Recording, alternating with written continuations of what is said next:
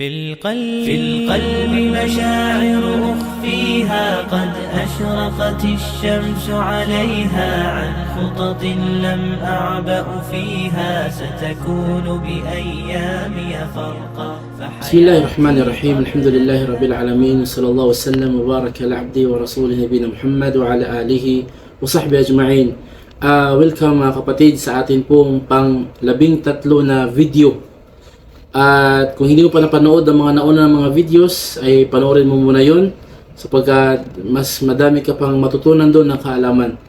At kung napanood mo na, ipagpatuloy natin po ang ating pang-13 na video ngayon. At ating pong paksa ngayon mga kapatid ay tungkol sa yung mga bawal sa Islam.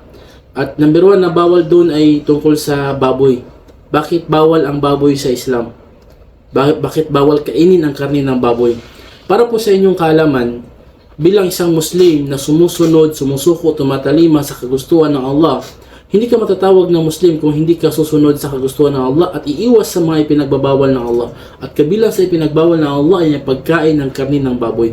So, ibig sabihin, ang dahilan lamang ng hindi pagkain ng karne ng baboy ng isang Muslim ay pagsunod lamang ito sa utos ng Allah. Ang sabi ng Allah sa Quran, sa Suratul Ma'idah, chapter 5, verse 3, "Hurrimat alaykumul maytatu wad-damu wa lahmul khinzir." Sabi ng Allah sa tunay na ipinagbawal sa inyo ang pagkain ng patay na hayop, yung double dead, yung butcha, at ang dugo, yung dugo na yung sa panahon ng pagkatay, at ang karne ng baboy. So napakalinaw po na ipinagbawal ng Allah ang pagkain ng karne ng baboy. At syempre, hindi lamang po sa Islam o sa Quran ipinagbawal ng pagkain ng karne ng baboy, kundi pati rin sa Biblia. Kumbaga, hindi lang alam ng mga Kristiyano sapagkat ito ay itinago din ng mga may kaalaman sa kanila. Nabanggit sa Biblia sa Lumang Tipan, sa Leviticus 11 verse 7 hanggang 8, na huwag niyong kainin ang karne ng baboy, nihipuin ang kanyang patay na katawan sapagkat ito ay karumal-dumal para sa inyo. Ibig sabihin, ito ay napakadumi. So, ang Diyos na nagsabi doon sa Biblia na ang baboy ay napakadumi. At tunay po na napakadumi ng baboy. At yun po yung pinakadahilan talaga bakit pinagbawal ng Diyos sa atin ang pagkain ng baboy. Ito po ay marumi. Kung atin pong tatanungin ang siyensya, magsasabi sila, kahit mag-con ka sa computer, mag-research ka sa internet, magsasabi sila, hindi sila mga Muslim, yung mga scientists, magsasabi na ang baboy ay napakaduming hayop, kumakain ng mga madudumi. Tayo din, bilang mga Kristiyano dati, kapag tayo mayroong mga tira-tirang pagkain, yun ay pinapakain natin sa baboy. Minsan mayroong mga uod na doon sa timba. Allahumma musta'an. Minsan yung baboy, kinakain niya kanyang sariling dumi. A'udzubillah, pasintabi sa mga kumakain dyan. Sariling dumi, kinakain niya. At gusto ng baboy yung tirahan niya madumi, mabaho. Gusto ng baboy yun. At kahit yung feeds na kinakain ng baboy ay galing sa marumi. Yung feeds na kinakain nila, galing sa marumi yun. Kasi yun yung gusto nila. Yun yung masarap sa kanilang dila. Kaya nga, ang resulta, ang katawan ng baboy ay punong-puno ng iba't ibang uri ng parasite. Iba't ibang uri ng uod.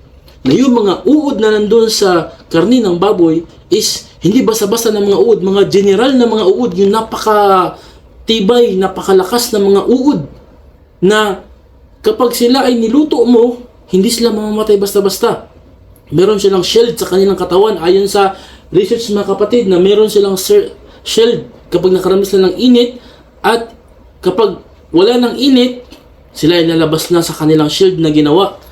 At kung sila ay nasa tiyan na ng kumain sa kanila, kikilo sila doon, hindi sila matutunaw, hindi sila madadigest ng ating digestive system. Pupunta sila sa ating mga organs, sa ating heart, sa ating liver, sa ating lungs, sa ating intestine, sa ating kidney, sa ating utak, at gagawa sila ng iba't ibang uri ng mga sakit mga kapatid. Kaya nga may bansa sa Europe na mga Kristiyano na binan nila ang baboy. Totally ayaw nila ng baboy, hindi sila kumakain ng baboy. Kasi alam nila na ito ay napakaruming hayop. At yun po yung dahilan din sa Islam. Walang ibang dahilan na ang baboy ay banal. Hindi banal ang baboy. Ang baboy daw ay doon ipinasok yung masamang espiritu sa panahon ni Jesus. Hindi. Sa panahon ni Jesus yun. Pero sa panahon natin ngayon, ang baboy ay napakadumi. Napakadumi at hindi nabanggit na kahit isang verse sa Biblia na ang baboy ay nilinis na. Hindi sinabi doon ni Jesus na ang baboy ay malinis na. Pwede nang kainin, hindi. Hanggang ngayon ang baboy ay baboy pa rin. Kumakain ng madumi. Yung nabanggit din sa mga kapatid, nabanggit din sa research natin na ang flesh o yung laman ng baboy, yung sarap na nararamdaman ng bawat isang kumakain ito, yung kanyang sinasabi na yung ang sarap ng baboy ay hindi dahil sa kanyang laman kundi sa mga uod na nakatira doon sa laman. At nabanggit din sa research na yung lasa ng karne ng baboy ay katulad ng lasa ng karne ng tao. Yun ang binanggit nila sa mga scientists. Napakadumi mga kapatid, napakadumi na hayop, at ito ang kagandahan ng reliyong Islam. Na hindi lang ang iyong kaligtasan sa araw ng paghuhukom ang gustong maligtas ng Islam. Pati nila yung pisikal ng pangatawan habang buhay ka pa dito sa mundo, gustong kang iligtas ng Islam na mapalayo sa kahit anumang kapahamakan. Kaya, yun po yun din. Napakaganda po ng Islam. Pag-aralan ng Islam ng mabuti sa mga hindi pa mga Muslim, pasukin ng Islam at matutukasan nyo na ito pala kaganda ang reliyong Islam. At hanggang dito na lamang, naway ipagpatuloy po natin ating pag-aaral sa mga bagong yakap sa Islam at marami pa kayong matututunan insyaAllah ta'ala sa ating mga videos. Hanggang sa muli, Assalamualaikum warahmatullahi wabarakatuh.